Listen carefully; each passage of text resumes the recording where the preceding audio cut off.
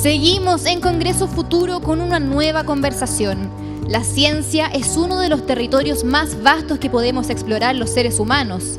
Cada frontera es también una promesa de potenciales respuestas y la oportunidad de sembrar preguntas que ofrezcan un nuevo horizonte. Para reflexionar sobre esto, invitamos al periodista científico Nicolás Luco, quien moderará la siguiente sesión llamada Ciencia para inspirar la humanidad. Bienvenido, Nicolás.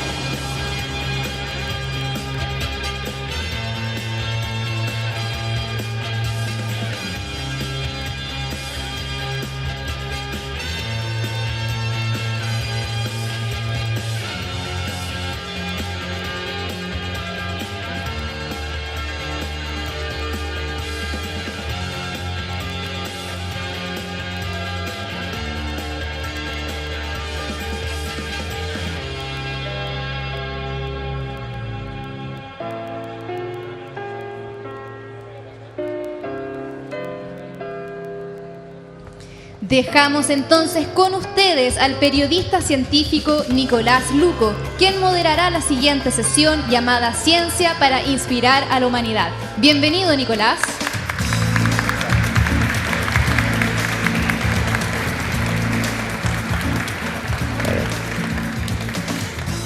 Bueno, muchas gracias por el aplauso.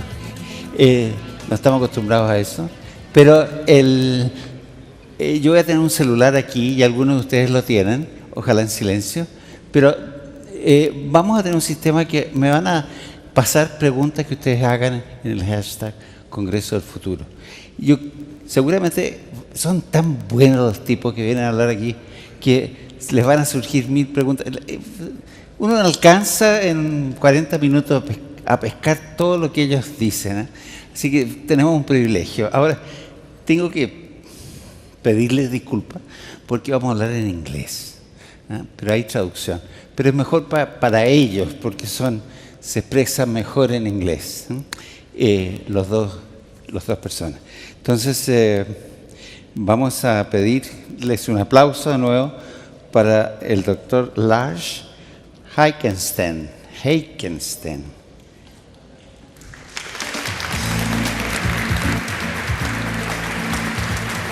Adelante, Lars. Gracias. Él es director ejecutivo de la Fundación Nobel y es doctor en economía del Stockholm School of Economics. Ha asumido varios cargos en la Administración de Asuntos Públicos y Privados y hoy día es director ejecutivo de lo que él ya en su primera charla contó, que es el premio que es reconocido como el premio más importante que se entrega en el mundo, el premio Nobel, la Fundación Nobel. Y viene también Sir Peter Gluckman, jefe asesor científico del gobierno de Nueva Zelanda.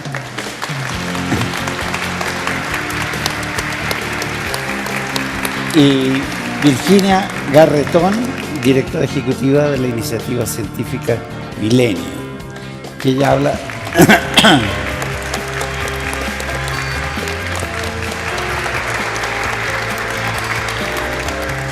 Asiento, por favor.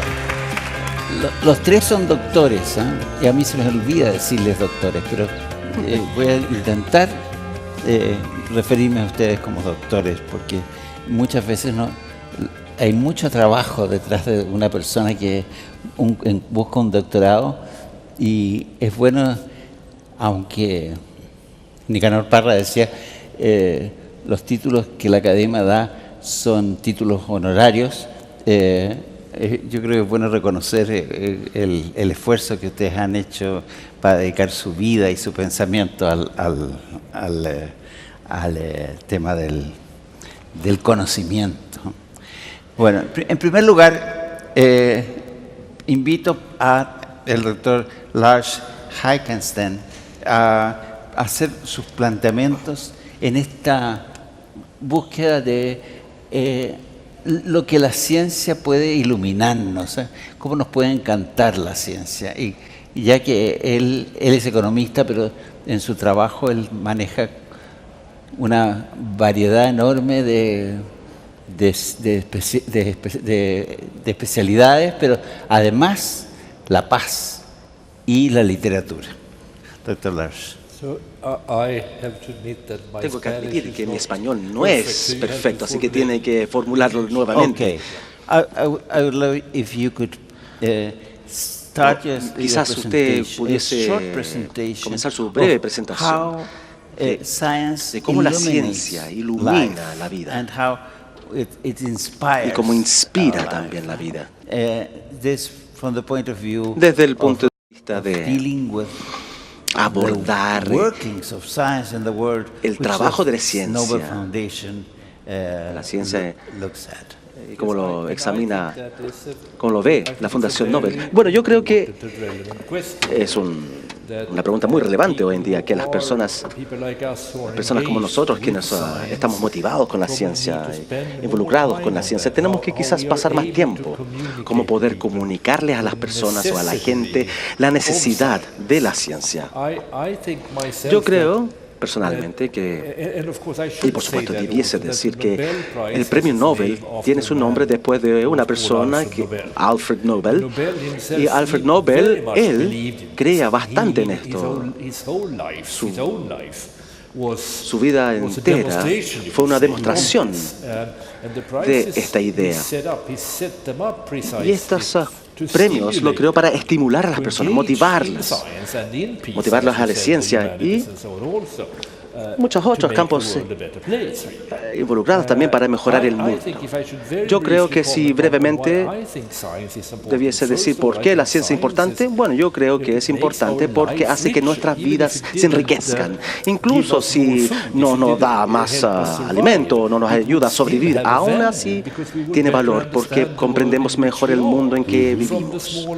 Desde las pequeñas flores hasta las cosas enormes como las ondas gravitacionales que ganó el premio Nobel este año o el año pasado. Einstein, Big Bang, todas estas cosas que tienen un valor en sí, creo yo. Sin embargo, no cabe duda que muchas de las cosas que hemos podido lograr para la humanidad son consecuencias directas. Yo podría dar una lista de 10 premios Nobel que se vincula con descubrir diferentes cosas que se han descubierto. Por ejemplo, penicilina. Todos nos dimos cuenta que muchas personas como yo no podíamos estar vivos si ya hubiese muerto hace 10 años, si no hubiese sido por la penicilina. Muchos de ustedes también, así que este fue un premio increíble en cuanto a su importancia.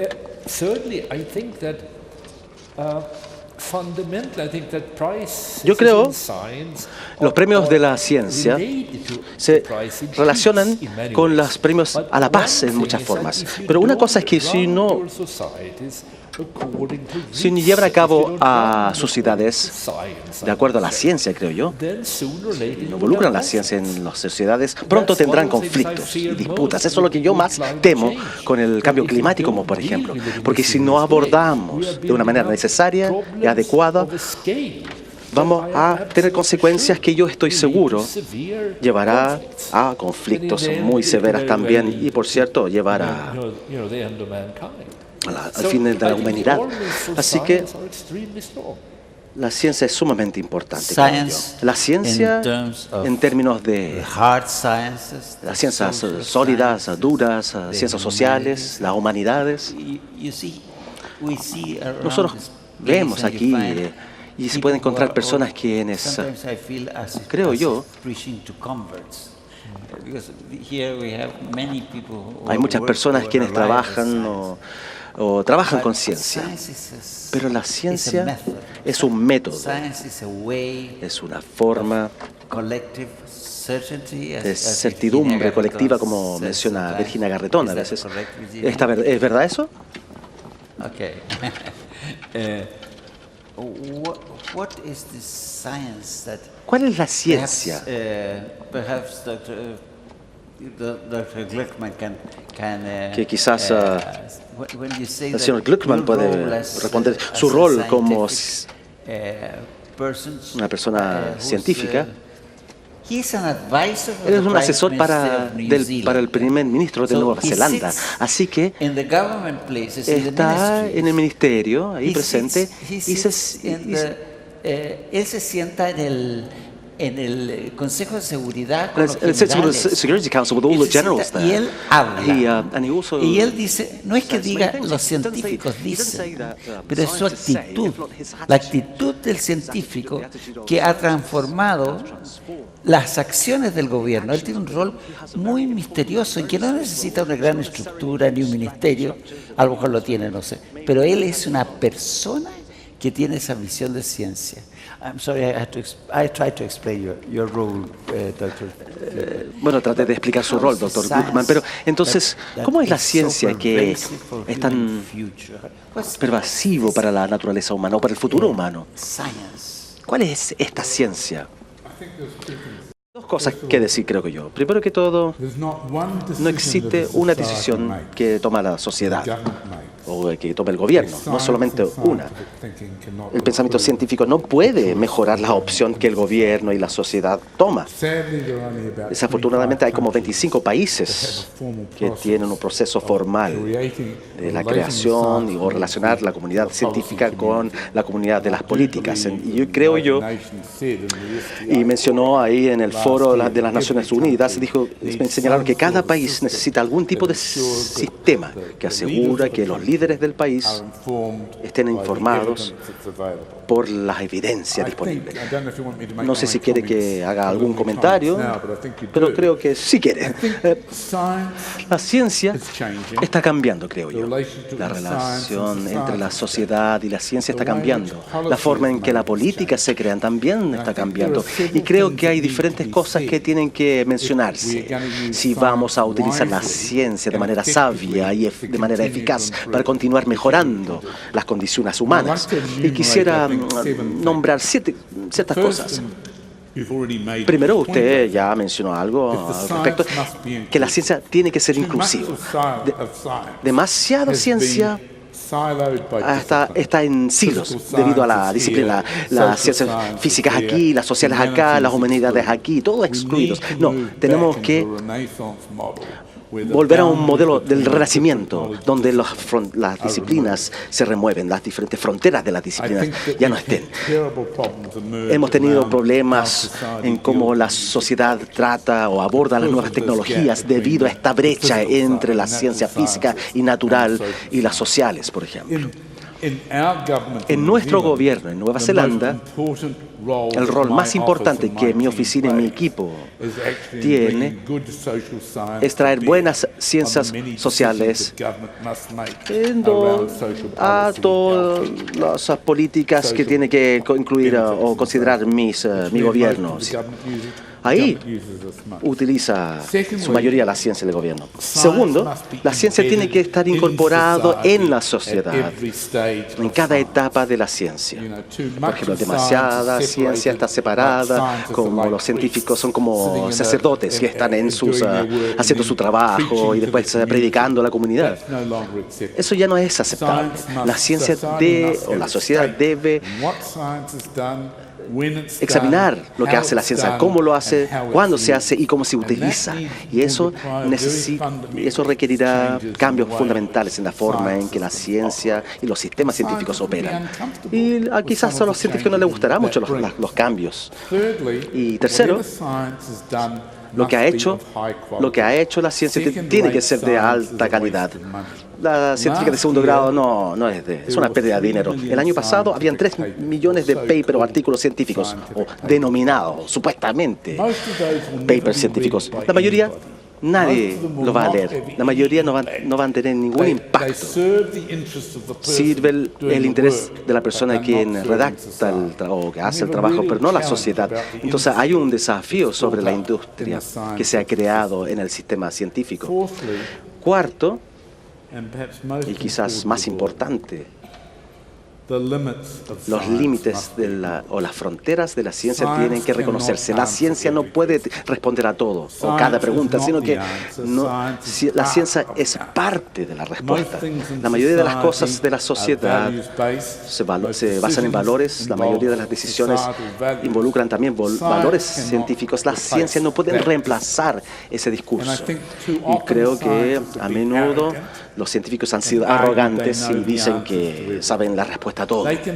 Pueden ayudar a la sociedad a llegar a conclusiones, pero no pueden desplazar el rol de la sociedad en decidir cómo utilizar el conocimiento que la ciencia les genera. Pero ¿qué es la ciencia? Si ustedes hacen esa pregunta. La ciencia es un conjunto de procesos y es el único proceso que tenemos para desarrollar conocimiento relativamente confiable sobre el mundo que nos rodea. No son un set de hechos, sino que cómo logramos el conocimiento. Quinto, creo que siempre tenemos que presentar la ciencia, pero con humildad. No hay que ser arrogante. No tenemos todas las respuestas, como dije. Cada decisión toma ese conocimiento y lo aplica de manera científica. Sexto, aquí podemos generar conocimiento, pero depende de la sociedad garantizar que este conocimiento no será mal usado, mal interpretado, que puede corromper. Ellos pueden decir que conocimiento tomar y utilizar, pero no tienen que pensar en medio ambiente y cosas así, y piense que la ciencia sea corrupta. Y mi otro punto acá es cuando un sistema necesita la ciencia, que trata de ayudar o asistir a los gobiernos, a la sociedad, de utilizar la evidencia disponible para poder hacer mejores opciones. ¿Qué es la creación de políticas? Es tener diferentes opciones o elecciones de diferentes opciones. Las opciones hechas, no sé, prioridades fiscales, ideología política, de opinión pública, todas esas cosas.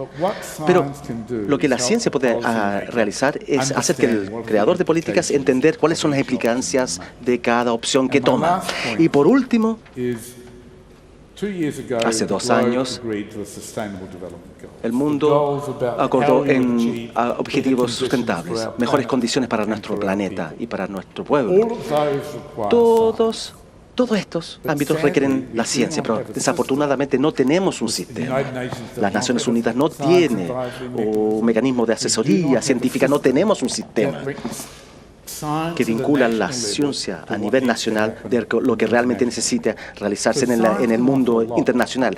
La ciencia puede darnos mucho, pero tiene que auto-reflejarse, reflexionar, y la comunidad de políticas tiene que auto-reflexionar y ver cómo se puede auxiliar la ciencia de manera eficaz. I forgot to say that Professor Gluckman is also a pediatrician as well, and he has studied obesity also, and he has studied the impacts. El niño en útero para la salud posterior. Child in uterus for later development. De la persona, y que es un fanático de Darwin y está trabajando en un libro ahora sobre la evolución y el hombre de mañana, cómo estamos preparando, cómo la evolución funciona en el hombre de mañana. Y esto nos lleva a Virginia. Virginia es Garretón, doctora Virginia Garretón, es bióloga. No me doctorean mucho normalmente. Yo sé, gracias. Pero eso quiero homenajearte. Ella es directora del Instituto Científico Milenio, que tiene 37 unidades de investigación. Acaba de formarse... 36. ¿Ah? 36. 36, perdón. Pero acaba de formarse el último, el 10º centro, ¿no? Y antes, a mí lo que me interesa mucho, yo la conocí a ella trabajando con el gusano C. elegans, hace muchos años. Y y evolucionó ella hacia la biotecnología y a cómo trabajar la idea de empresa y ciencia.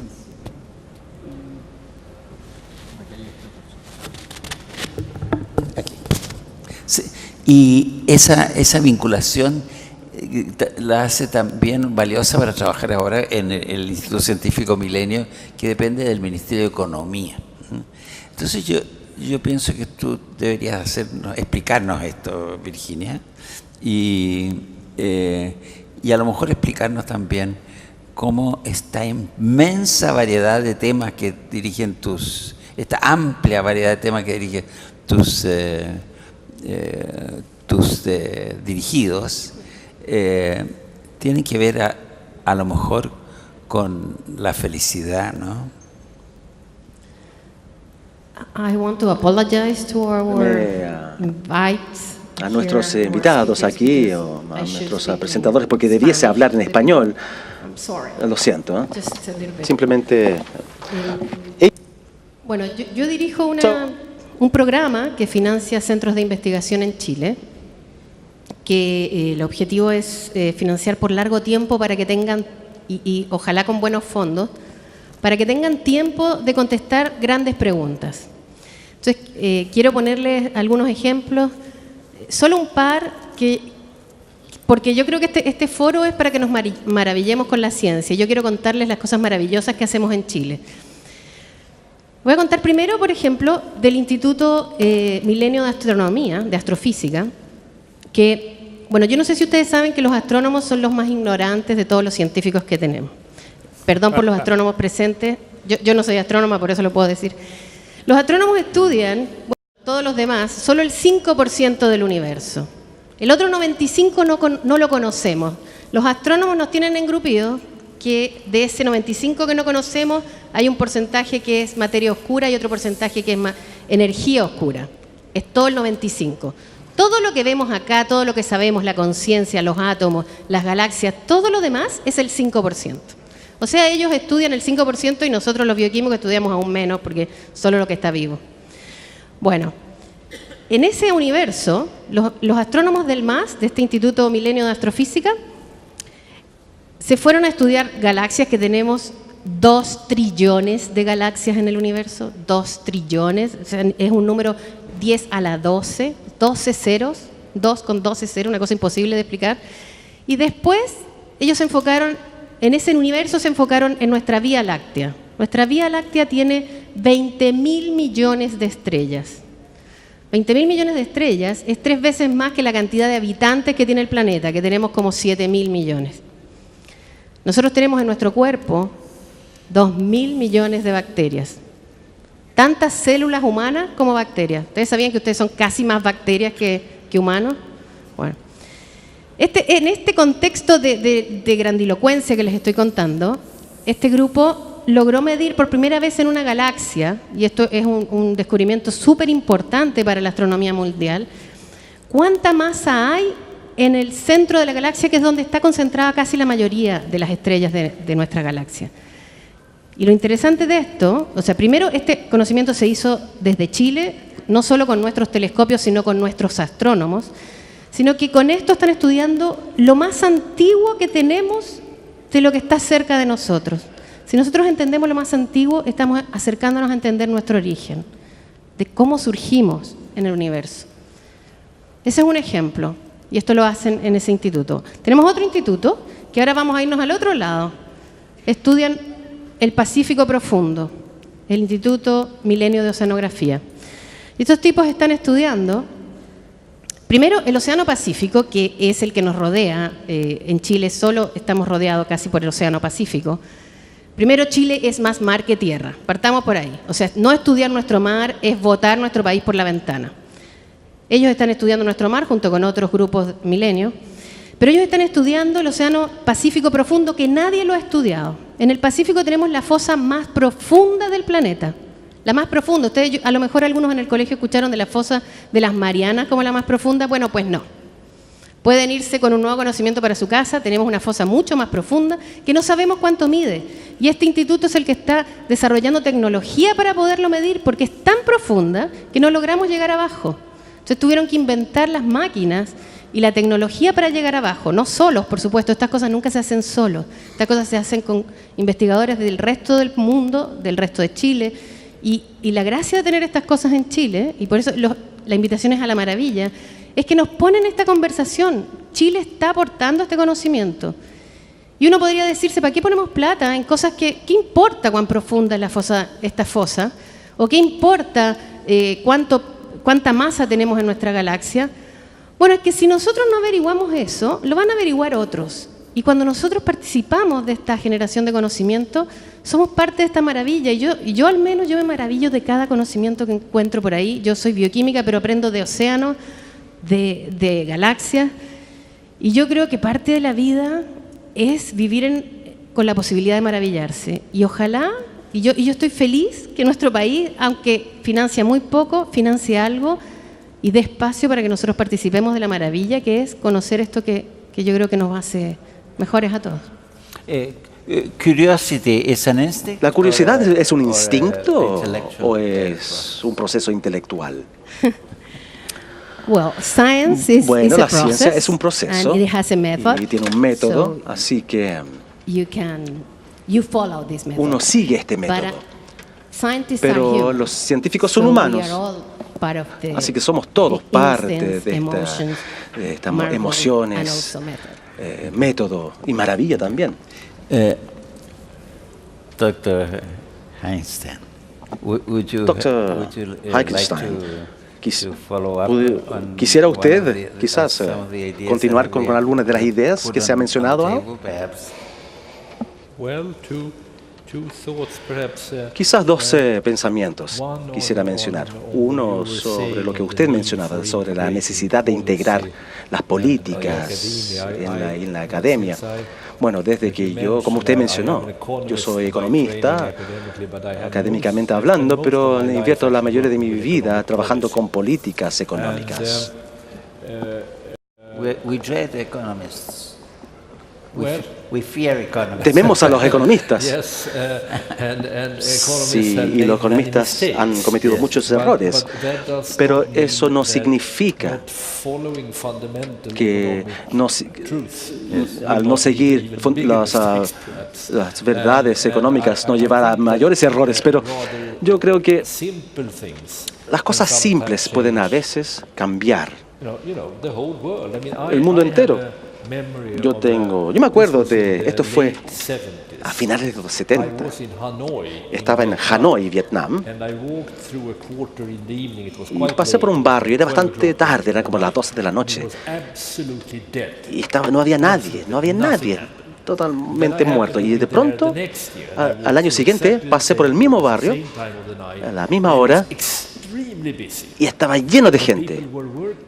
Las personas trabajaron toda la noche, y le pregunté a la persona que estaba conmigo, le pregunté qué pasó. Y creo que habían cambiado unas normas muy simples, así que otorgaban a las personas el derecho de quedarse con un poco de dinero que ellos habían ganado, junto con ellos utilizar un poco más de energía durante la noche, o electricidad que había estado prohibido antes. Quizás esto no es economía, pero estas son economías fundamentales, creo yo. Son cosas muy simples. Pero también hay una necesidad de asesoría más sofisticada. Yo creo que la investigación que se realiza en la economía en la actualidad es mucho más interesante que lo que se hacía cuando yo investigaba. Es la revolución computacional que ha cambiado todo. Se puede utilizar los datos para poder averiguar empíricamente todo. Y eso es mucho más relevante para las políticas. Y ustedes, aquellos que les interesa, lean el libro por el ganador del Premio Nobel de Economía. Es economía conductual. Y su nombre es Saylor. Yo diría que es extremadamente útil y práctico. Las cosas que se indican ahí, cómo los humanos actúan y se comportan en diferentes situaciones. Y el punto de partida es que no somos tan racionales como los economistas dicen. Y cuando uno averigua cómo realmente se conducen las personas, cómo se comportan, cuando no están siendo racionales, ahí se pueden crear políticas de tal forma para que el resultado final, cuando estamos hablando de pensiones, opciones educacionales, diferentes temas muy importantes. Así que, bueno, jugando de la economía, de mi campo, diría que la implementación de la ciencia es extremadamente útil. Y yo sé esto porque es obvio, que es lo mismo en la medicina y en diferentes rubros también. Esta responsabilidad que tiene su fundación de destacar o señalarle a diferentes personas en el mundo que se reconocen como haber realizado una contribución muy importante. Así que, como usted mencionó, lean el libro ganador del premio Nobel. Usted tiene la responsabilidad, por lo tanto, de mencionar estos temas que el mundo tiene que revisar. Uno no obtiene el premio porque uno es un buen científico, no porque uno gana esto porque uno gestiona el proceso, sino que porque ha contribuido con algo nuevo. Y claro que siempre va a ser controversial, o sea, cuáles son las más relevantes contribuciones al mundo, pero creo que con el tiempo las personas quienes realizan este trabajo, es un trabajo bastante serio, digo yo, es un grupo de personas quienes trabajan todo el año, utilizando asesores, consultores de todo el mundo, pasando por con todas las ideas que como resultado. Y creo que el resultado es bastante bueno. Es obvio a veces porque las personas quienes ganaron el premio en física este año, el año pasado, que lo obtuvieron porque pudieron comprobar que las ondas gravitacionales que mencionaba Einstein hace 100 años, de verdad, estaban ahí, están ahí.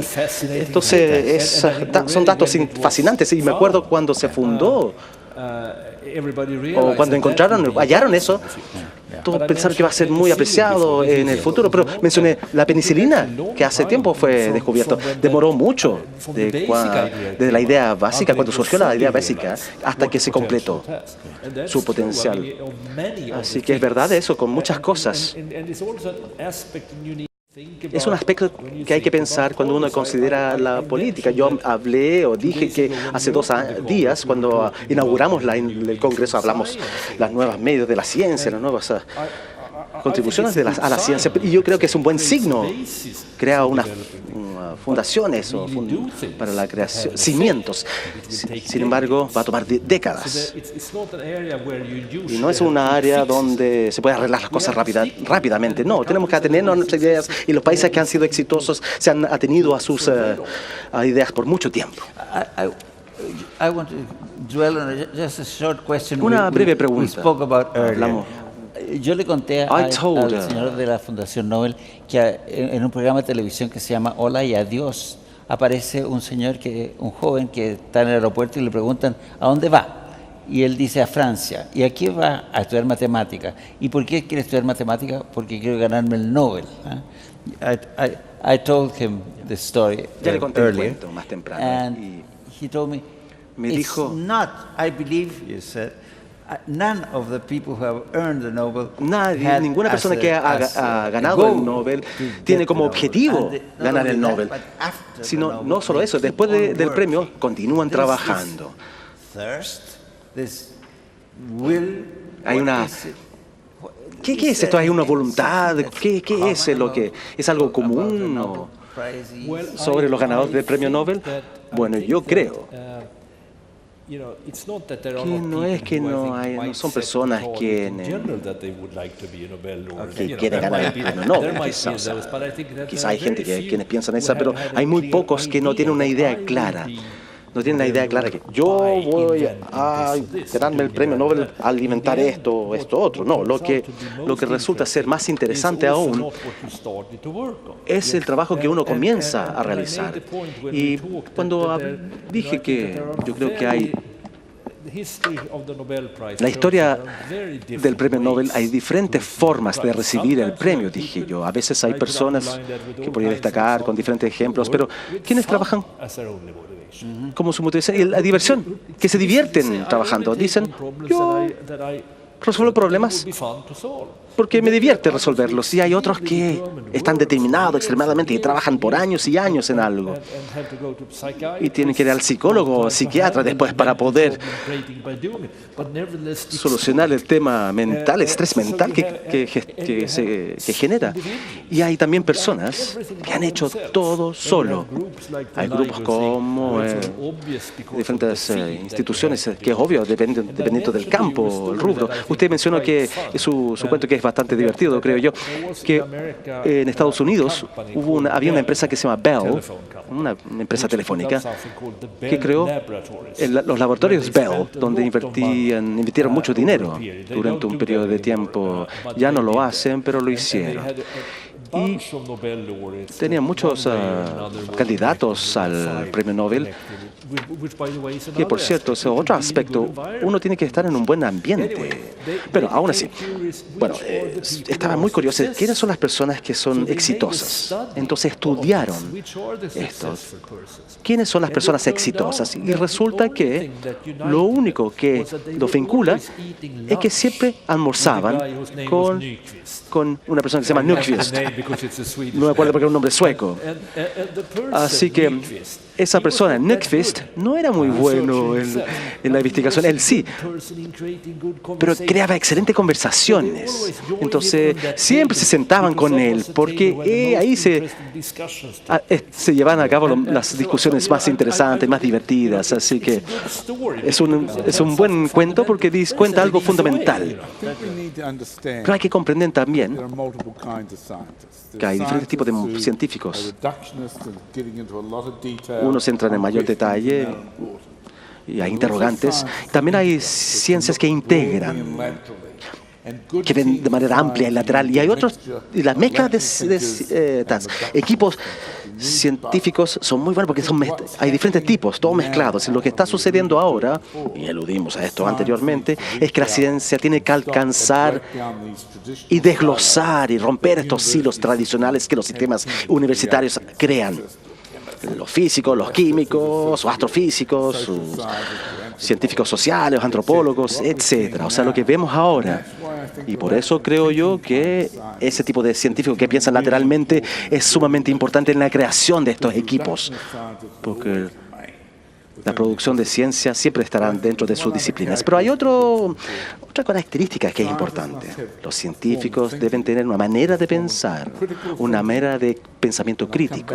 Y voy a volver a eso después. Y no tienen que tener una mente cerrada. Si ven a los candidatos del premio Nobel, por ejemplo, usted mencionó, pero si vamos más ampliamente, los buenos científicos generalmente son aquellos que han visto algo que ellos no predijeron, que no comprendían y pensaron, eso no es solo una aberración, sino que es algo que debiese ser comprendido. ¿Por qué es diferente a lo que nosotros esperamos? La parte del pensamiento crítico creo yo que es sumamente importante. Como dije, yo asesor científico para un gobierno y tengo que estar siempre involucrado, y mis equipos también, en todos los aspectos de las tareas del gobierno, de las ciencias sociales, después la inteligencia, gestión ambiental, desarrollo económico. Lo que nosotros estudiamos no es solamente la tecnología científica, no, ahora la industria trata de obtener conocimiento técnico cuando es necesario, sino que llevamos el pensamiento crítico y consideramos eso, el pensamiento crítico, de diferentes formas, que permita que las interrogantes sean consideradas de manera diferente. Por ejemplo, yo soy parte de lo que se denomina el Consejo de Seguridad Nacional, un grupo de personas quienes tratan con emergencias nacionales, por ejemplo. Lamentablemente, como aquí en Chile, como Chile tenemos muchos terremotos, pero hay emergencias de salud pública, ambientales, bioseguridad, cosas como esa. Pero yo no sé nada sobre los terremotos. No soy sismólogo, soy científico médico. Pero lo que yo puedo contribuir es otra forma de cómo considerar de la respuesta y cómo se gestiona la respuesta. ¿Se ha considerado esto? Las consecuencias, por ejemplo, de la salud emocional de las personas quienes sufren un terremoto. Hemos considerado, por ejemplo, cuáles son las líneas de suministro, la logística, todas estas otras cosas.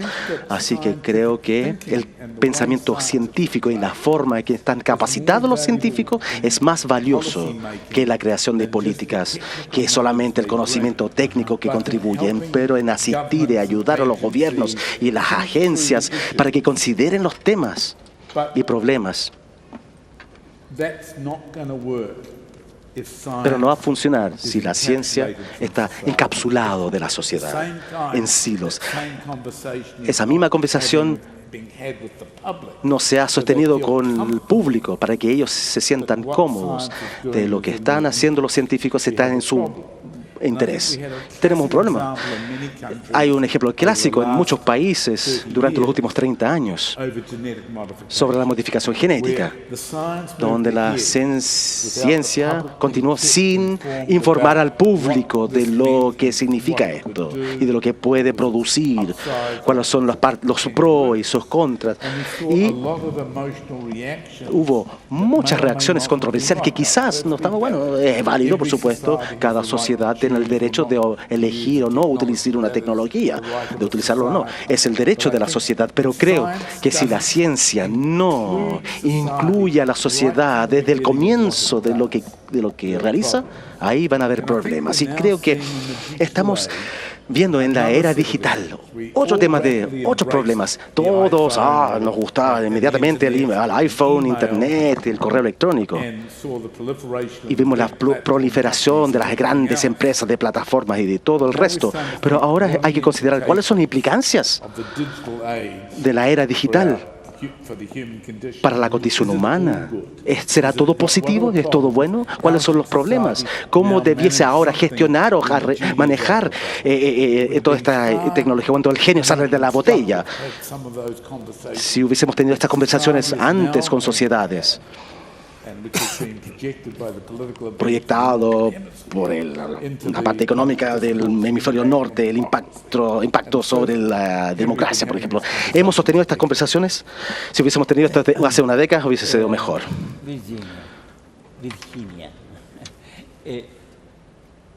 Virginia, the topic of the digital age now is very much absorbed by the scientific initiative, Millennium, your initiative.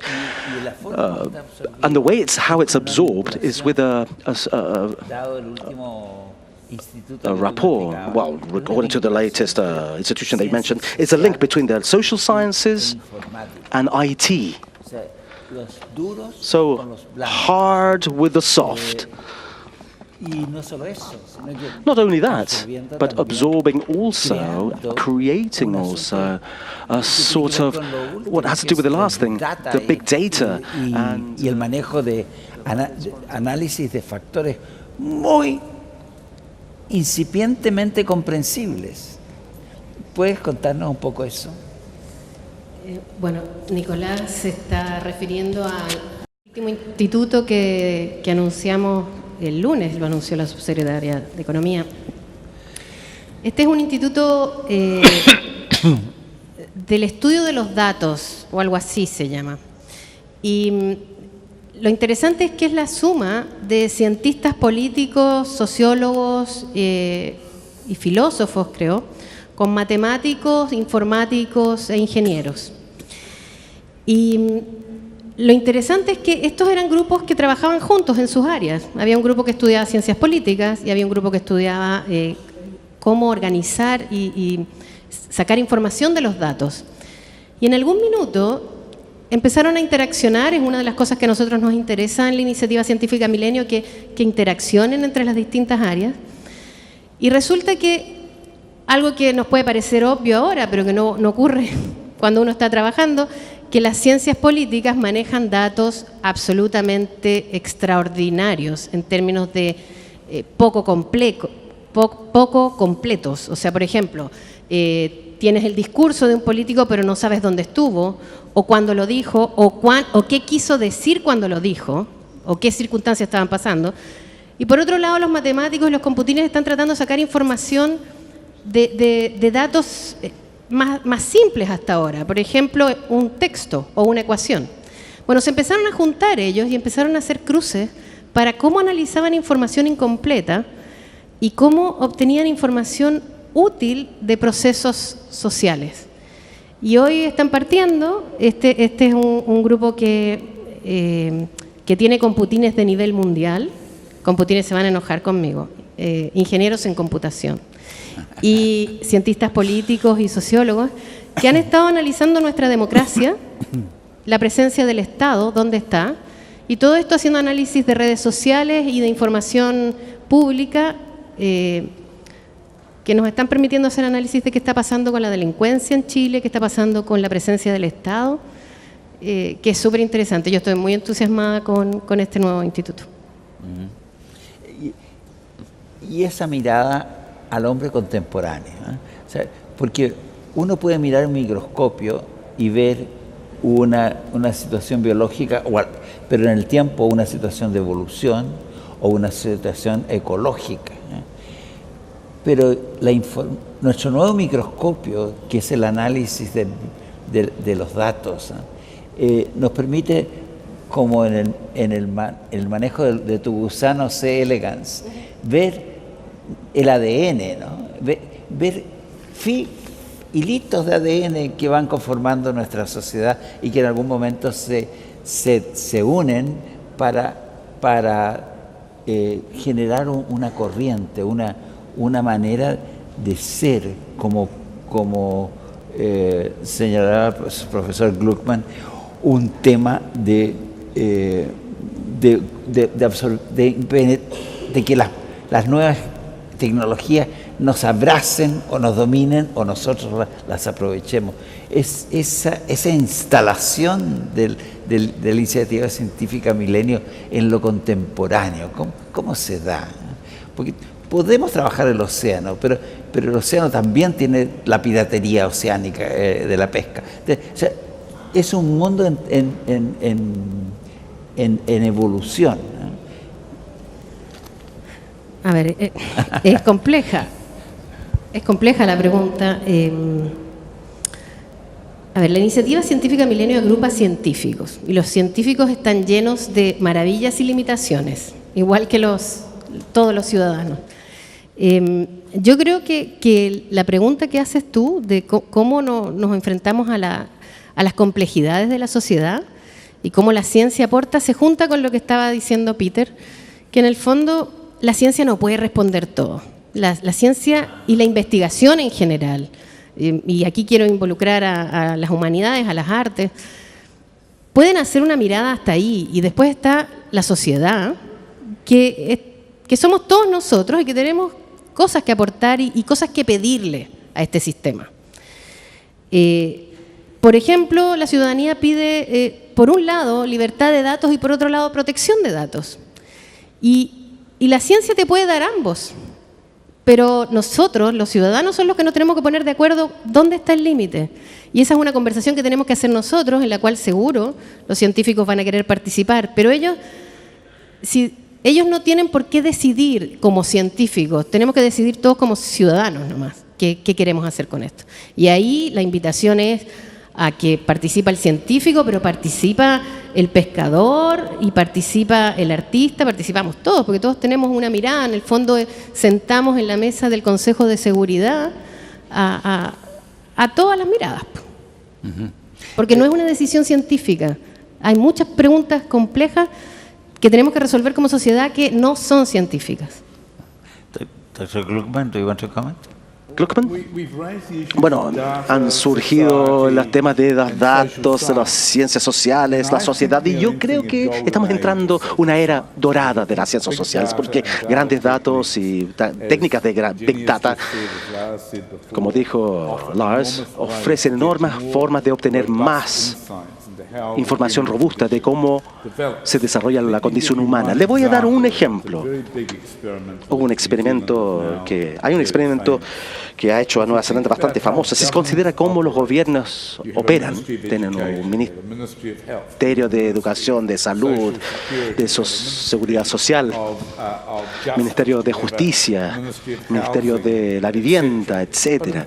Pero de hecho, si uno considera a las personas, todas estas cosas se integran. Una persona que tiene una mala educación es menos probable que complete la escuela media. Es más probable que estén involucrados con el sistema de justicia. Va a haber desempleo, vivienda no adecuada. Entonces, quizás un niño enfermo, lo más probable es que después en la vida tendremos problemas. Entonces, mientras todas estas cosas se mantienen como dominios separados del Ministerio de Justicia, Ministerio de Salud, así no vamos a mejorar las condiciones de aquellos, de nuestros ciudadanos, que tienen el derecho de llegar a completar todas las oportunidades. Entonces, lo que ha hecho Nueva Zelanda, podemos recopilar toda la información, datos de justicia, de migraciones, de ingresos, de salud, pero no para la implementación de políticas. O sea,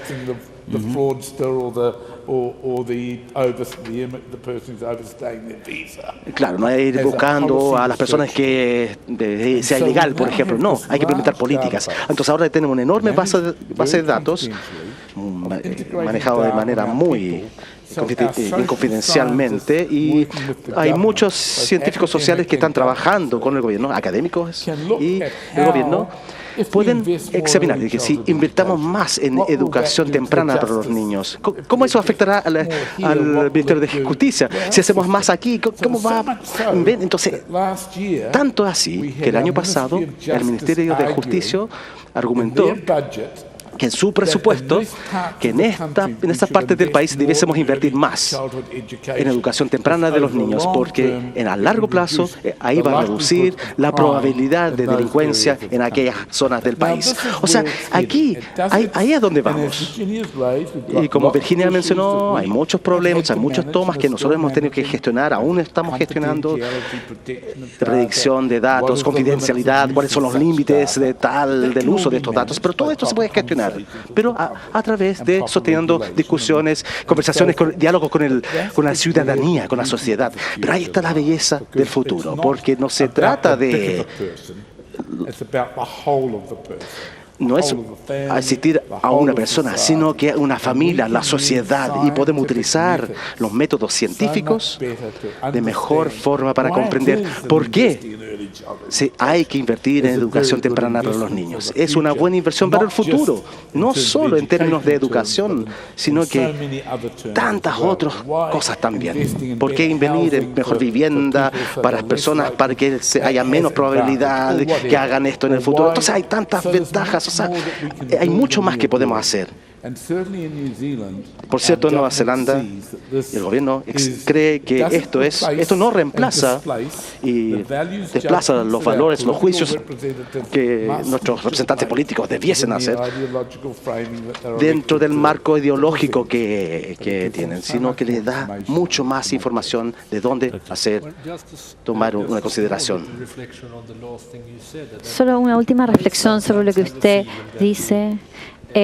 A veces, bueno, partiendo del punto que usted destacó, creyendo que el sistema de valor y el sistema político tiene que por lo menos ser integrador, no podemos solamente depender de la ciencia, pero al mismo tiempo lo que sucede es que a medida que tenemos y contamos con más conocimiento como consecuencia de mejores métodos, algo, por lo menos de mi punto de vista, esto ha cambiado de ser temas de valores a ser temas de más científicas. O sea, han pasado del área más valórica a más científica.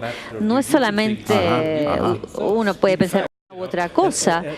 Nos hemos dado cuenta y se nos ocurrió que el ejemplo de Dios es muy bueno, porque sobre los crímenes, porque tenemos estas discusiones en todos los países, si hay más penas más largas, si es que hay el aspecto social detrás de los crímenes, se pueden comprobar por lo menos o demostrar cosas y hacerlas razonables para comprender, y de así se pueden hacer mejores políticas. Simplemente si estamos poniendo nuestro dedo al aire y viendo de dónde viene el viento. Bueno, tenemos ejemplos de Nueva Zelanda donde hay un debate político importante del gobierno de centro-izquierda, centro-derecha, sobre las iniciativas sociales. ¿Cuál sería? Una diría que funcionaría, la otra diría que no. E iban a cerrar estos programas sociales, pero cuando se analizó los datos de forma correcta, ya no era un tema político. El tema desapareció y había un consenso nacional de que se debía gastar más dinero en este programa social. Eso es lo que puede ayudar a los datos. No es que desplace los valores, los juicios, los criterios políticos, pero los puede dar una área, digamos, restringido al área donde sean sujetos de análisis en forma adecuada. Eso nos lleva al tema de la esperanza, en sentido de que esto no es solamente una construcción o estamos realizando algo deportivo, estamos construyendo para la felicidad. Entonces, uno siente que esta construcción está en peligro cuando la ciencia se cuestiona tanto o sujeto a creencias más que a digamos, a los resultados de datos. Y eso nos da una, digamos, destacamos un valor también en el Premio Nobel de Literatura, que pone en cierto sentido todos los premios Nobel de Ciencia en un solo enfoque, y después destaca no solamente arriba los científicos que están produciendo o en el de los hemisferios del norte, qué sé yo, pero también destaca a ciertas personas como a la gente, como los pueblos africanos o los pueblos, y separa ahí los problemas en estos contextos. También, por ejemplo, los cambios genéticos, o la alteración a los alimentos de los. Pero la palabra humanidad, creo que al incluir la palabra humanidad, implica la humanidad entera en la búsqueda del conocimiento, no solamente separándolas por continente. Y es una responsabilidad que deben gestionar. Sí, es verdad.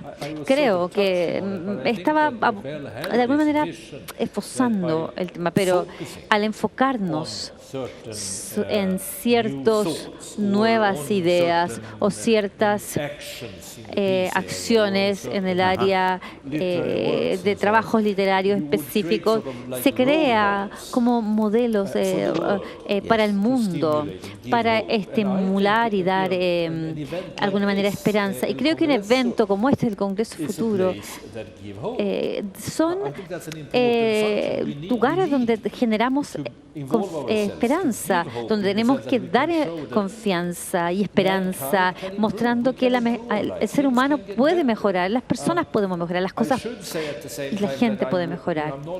No siempre, debo decir, en todos los contextos llego eso a un punto muy extremo, porque siento que hay gente que en el torno al cambio climático, que debido a que piensan que cambian las cosas con las políticas, es difícil.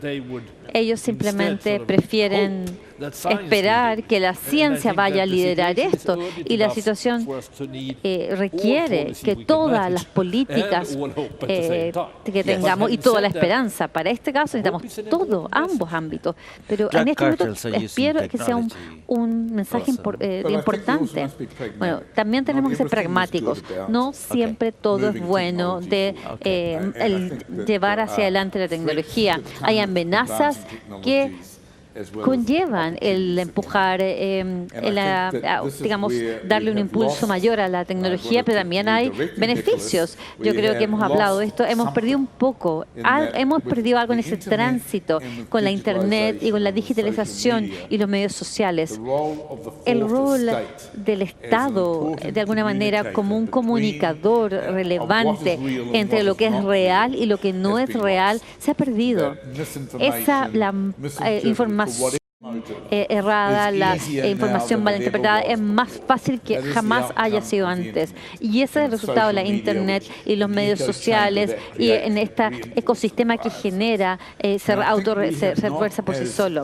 Y creo que como sociedad aún no hemos aprendido cómo un poco detener esto en forma efectiva o, digamos, correr un poco para darle una posibilidad más, digamos, más directa al Estado y cómo trabajar esto. Tenemos gente a través de nosotros, los desarrolladores de políticas, fundaciones como la Nobel, que tienen recursos para pensar cómo pueden asistir o recursos para esto, asegurarnos que la ciencia se usa en forma adecuada y no sea mal interpretada o mal empleada, específicamente cuando puede significar un gran beneficio para la humanidad. Conversaciones más profundas en vez restringida a 140, 160 caracteres en Twitter. Este es un desafío importante que no podemos evitar. Piensen en el propio valor. Cuando queremos hablar de la humanidad, al final, o al nivel, cuando hablamos de la humanidad, estamos realmente pensando sobre también nuestro valor individual, como un individuo, el valor de la persona. En la mayoría de las democracias occidentales, incluyendo en países avanzados, digámoslo, más desarrollados, tradicionalmente hemos pensado que nuestra medida de valoración propia, si tenemos una relación o familia estable, si tenemos un trabajo, si tenemos un sueldo, si es que tenemos esas son las formas de medir. Pero ¿qué ha pasado con el área digital, de nuestra forma de medir quiénes somos? Tenemos la cantidad de amigos, tenemos en Twitter, la cantidad de gente que tenemos en Facebook, somos una pseudo celebridad, es lo que nuestra valoración de medida, nuestros valores fundamentales del ser, de cómo nos pensamos, están cambiando. Y tenemos que pensar cómo ver esto, cómo pensarlo, no dejarlo solamente a los Mark Zuckerberg o dejarlo en forma digital que decía, sino que ver formas colectivas de cuál es la medida, no medidas numéricas ni métricas, sino cuántos amigos se tienen en Facebook, simplemente nuestra salud mental, de las circunstancias sociales en las cuales estamos viviendo, cómo vivimos en una sociedad que nos apoya. Eso es lo que realmente importa, y que tengamos un planeta que no esté calentándose en una forma excesiva, y que la biodiversidad esté protegida, y que los océanos no estén llenos de plásticos, y que hay océanos en el mar que podemos comer, que no sin destruir, así sucesivamente. Estamos perdiendo si no manejamos la ciencia, tecnología y la humanidad con un discurso distinto al minuto que has continuado. Estamos por terminar, pero quiero reconocer, han llegado las preguntas del público y quiero reconocer estas. Una es de Mateo. Hay una necesidad para necesitar un cambio en el modelo de educación, se requiere esto, que hoy en día trata de desarrollar una máquina del estudiante. Debiese cambiar a uno más inclusivo y más científico, como lo propuesto por María Montessori, por ejemplo. Creo eso es una pregunta bastante profunda que no entendemos. Tenemos mucho más acceso o información, neurociencia, de cómo funcionan los cerebros de los niños, pero también hay un ambiente muy distinto, como sugiere la pregunta. Creo que no sabemos cómo educar a los niños para el siglo XXI. Y uno de los problemas es que es una de las áreas más politizadas en distintos países de cómo el sistema educacional debe estar establecido. ciencia debe ser muy digital. Deberíamos enseñarle a cada chico cómo codificar. Le debemos estar enseñando una serie de órdenes que no importan, ya que en el futuro la codificación será con máquinas. Toda la evidencia muestra que tenemos que hacer dos cosas en el ámbito de la educación. Una es tener pensamiento crítico, ayudar a las personas, enseñar a pensar en forma crítica y darles habilidades blancas de comunicación, las habilidades humanas que van a ser siempre necesarias. Tenemos que trabajar en forma conjunta, hablarnos, abrazarnos, comprendernos. Esas son las habilidades que estas habilidades blandas de la socialización y de pensamientos críticos quizás sean las rutas más importantes para la educación del siglo XXI. Me gustaría adicionar algo más. Hay una investigación muy interesante de Yale por un psicólogo demuestra que las personas que tienen curiosidad científica sin conocimiento alguno, simplemente mera curiosidad, es menos influenciado por estas pseudociencias o hipótesis o pensamientos, digamos, blandos. Creo que es alguna forma de partir en las escuelas, construir curiosidad. Todo chico a la edad de los 5 tiene una curiosidad increíble, no la debemos destruir, por cierto. Bueno, esto me lleva con Cristóbal Vivars, un sistema, como hay un sistema, una forma más sistémica de la perspectiva sistémica de la vida y en la perspectiva de la educación. Capra habló de esto esta mañana. ¿Cómo podemos con los libros o los textos tradicionales tomar un cambio, tener una visión más amplia expresada en los textos escolares? ¿Pueden los profesores, la ciencia, es posible cambiarlos de la forma que enseñan las ciencias? Bueno, no soy profesor de un básico, pero sí cuando tenemos que decidir sobre elementos más sofisticados, hay muchas discusiones y hay diferencias de cómo se estructuran las clases, los chicos, los papás, de cuando incluso hay, digamos, hay elementos tan básicos porque hay deserción escolar. Es difícil y creo que debemos tener una conversación, una discusión más visionaria de las escuelas, pero también tenemos que enfocarnos sobre elementos tan básicos. Estoy seguro que Chile también tiene problemas sustanciales y lo he visto en mi país, donde el sistema escolar tiene un aumento, ha aumentado los problemas. Antes eran mucho mejores en años anteriores, pero tenemos ciertas áreas del país que están, de alguna manera, por razones sociales, han bajado en rendimiento. Pero sí podemos ver cómo una universidad más avanzada puede utilizar o puede combinar la tecnología moderna y con muchas más charlistas podemos seguir por computadores o de forma remota ciertas charlas y usar el mejor tiempo con los profesores conversando, discutiendo, explorando la propia curiosidad. Hay un potencial importante, pero no creo que, salvo que tratemos los elementos más fundamentales de la educación, no podemos abordar eso. También no podemos cambiar al sistema educacional sin hablar con el público. En el fondo, es el conjunto que tiene que decir lo que suceda con la educación. Por ejemplo, uno es el alcance que logra lo que dice las habilidades sociales es que son inicialmente las más importantes. No hay que leer Shakespeare a la de 5, obviamente, pero la educación temprana emocional, eso es lo que nos muestra. En Suecia creo que no le enseñan a leer hasta que tengan 6 o 7 años. Pero no se puede cambiar los sistemas sin que la comprensión de los padres de que por qué va a ser para el valor, el desarrollo del niño que aprendan de la forma que se está enseñando.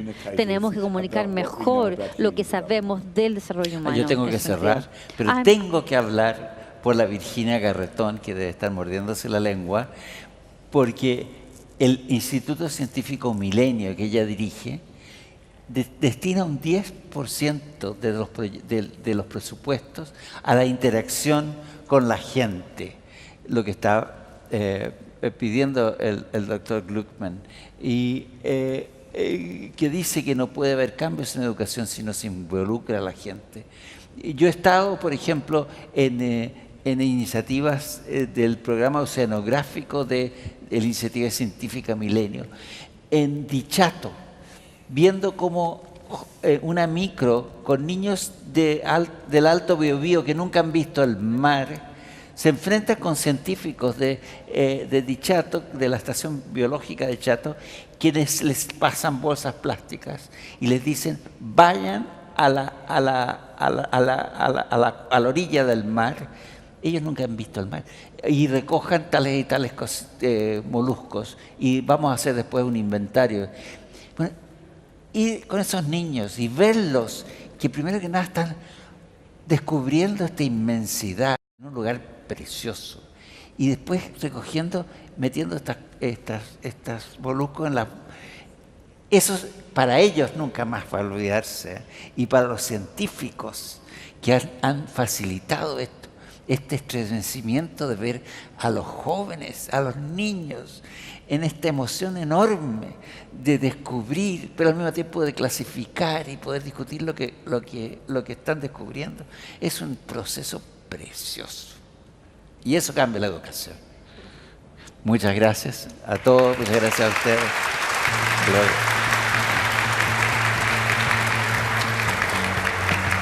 Muchas gracias Lars, Sir Peter y Virginia por ser parte de este gran encuentro. Gracias también a Nicolás Luco por su participación como moderador del panel. Recuerden que pueden seguir todas las charlas en www.congresodelfuturo.cl y a través de los canales 107 y 701 de BTR, canales 157 y 1157 de DirecTV y canal del Senado.